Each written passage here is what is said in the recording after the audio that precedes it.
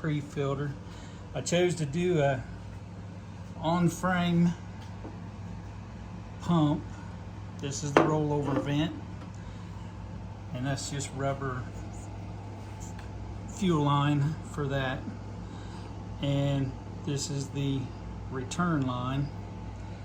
Now, I did buy the sending unit with just the level sender and a return and vent.